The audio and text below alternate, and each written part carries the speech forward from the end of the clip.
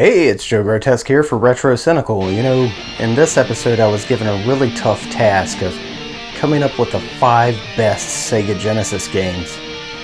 Wow, way to lay a burden on a guy, but it's gotta be done. So, let's look at my top 5 Sega Genesis games.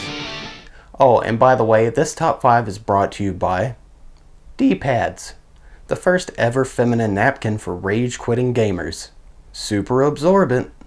Surgeon General's warning: don't use D-pads to soak up your tears, because if you get them stuck here, they become an iPad.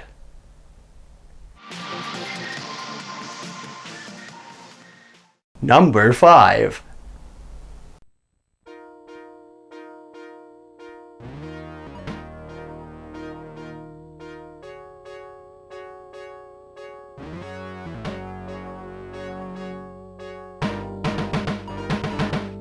Target Earth is just one of those games that people either love or hate.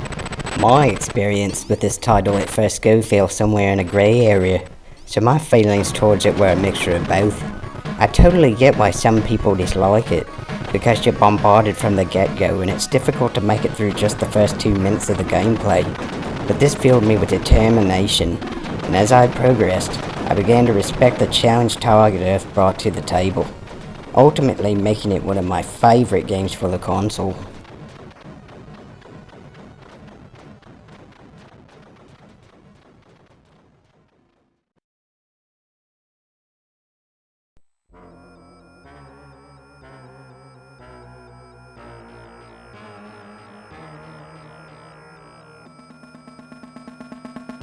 Ghostbusters just plumb blew my mind the first time I played it.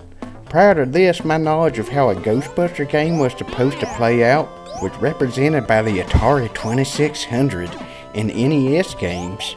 This Ghostbusters game is leaps and bounds above those. By far my favorite. And it's not easy to beat, so that's always a plus in my book. Though I will say, it still bothers me to this day that this game didn't have Winston in it either. Other than that, I can't complain.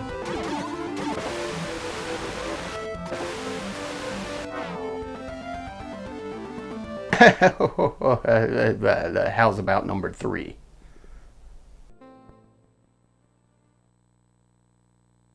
Yo, Streets of Rage 2? It's debatably the greatest beat 'em up ever made for the home console. Regardless of how you feel, I think most would agree it's certainly towards the top of the rankings for that title. The first time I played it, the satisfaction I felt from busting enemy skulls gave me goosebumps.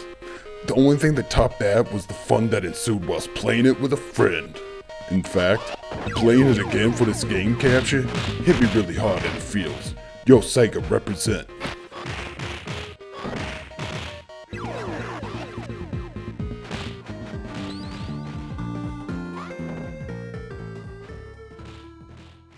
Number 2.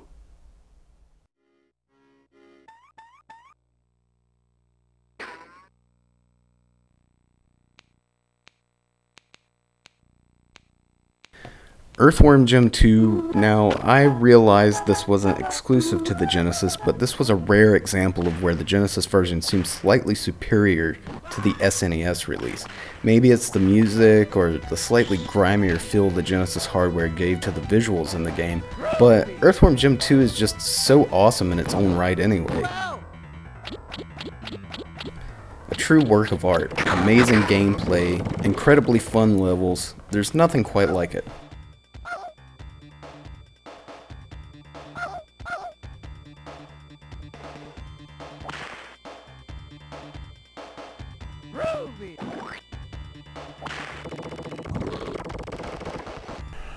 And number 1.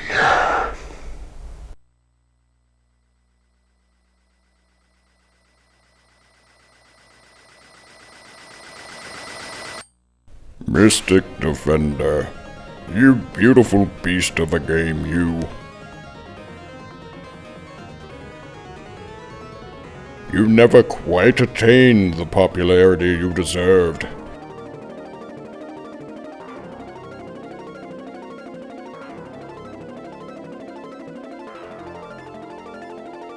You made my days brighter by having such cool power-ups.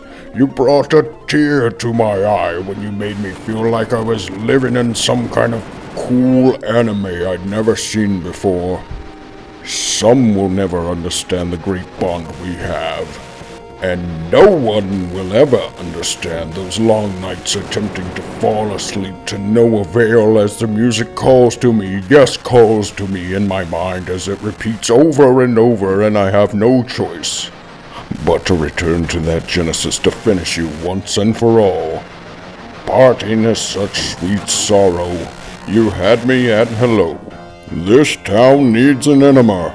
Stay gold, pony boy, because there's no place like home. Well, that's yet another list under the belt.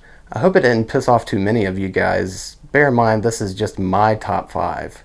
So these are just games that resonated with me. But I'd like to invite you guys to list your top 5 in the comment below or in a video response. Thank you so much for taking time out of your day to check this out. I can't thank you enough. Thanks for watching, take care, and we'll see you next time.